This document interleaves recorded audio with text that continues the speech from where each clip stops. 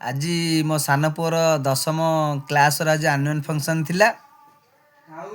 ସେ 2ଟି ସାର୍ଟିଫିକେଟ୍ ଆଣିଛି annual function 2026ର। Deepak Kumar Nayak.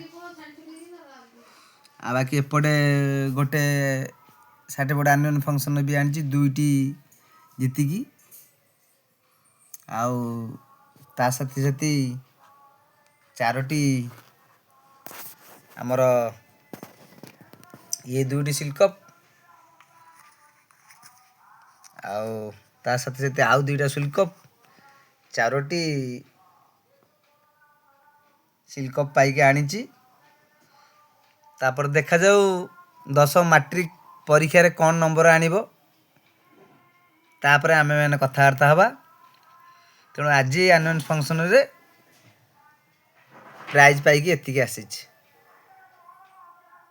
2ଟି certificate 4ଟି shield cup. ଜୟ ଜଗନ୍ନାଥ।